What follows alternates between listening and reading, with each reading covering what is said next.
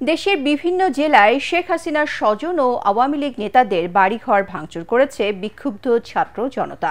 ভেঙে ফেলা হয়েছে শেখ মুজিবুর রহমানের মুরাল, কিছু কিছু জায়গায় দেয়া হয়েছে আগুন, তবে এতে হতাহতের কোনো খবর পাওয়া যায়নি। আমাদের প্রতিনিধিদের পাঠানো তথ্য ও ছবি নিয়ে আরও জানাচ্ছেন জাহিদুল আলম।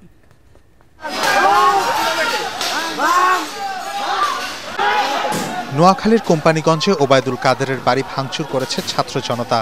দুপুর 12টা নাগাদ সাবেক এই মন্ত্রীর বাড়ির গেট ও দেয়াল ভেঙে ভেতরে ঢোকেন বিক্ষুব্ধরা। এ সময় আসবাবপত্র নিচে ফেলে দিয়ে আগুন দেয়া হয়।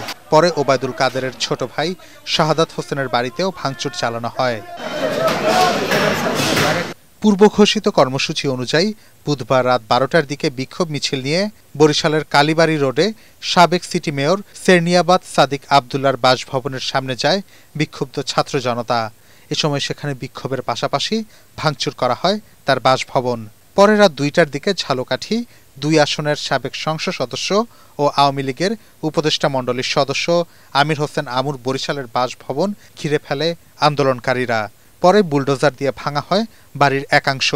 দুপুরের দিকে ঝালকাঠিতে আমির হোসেন আমুর নামে প্রতিষ্ঠিত সকল প্রতিষ্ঠানে ভাঙচুর চালায় ও ফ্যাসিবাদ বিরোধী স্লোগান দেয় বিক্ষুব্ধ ছাত্র জনতা।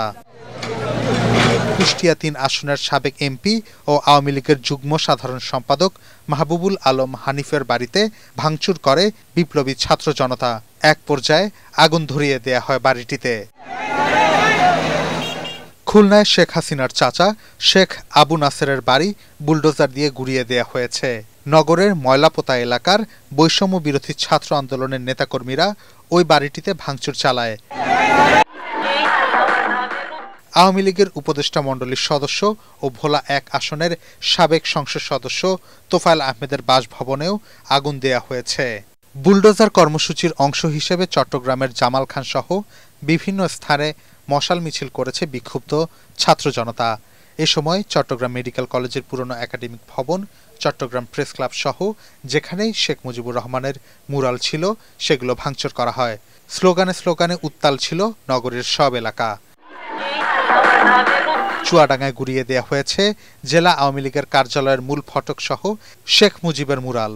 এছাড়া যশোর, কুমিল্লা, নাটোর, সিলেট, রাজশাহী, রংপুর, মেহেরপুর সহ দেশের বিভিন্ন জেলায় ভাঙচুর করেছে বিক্ষুব্ধ ছাত্র জনতা।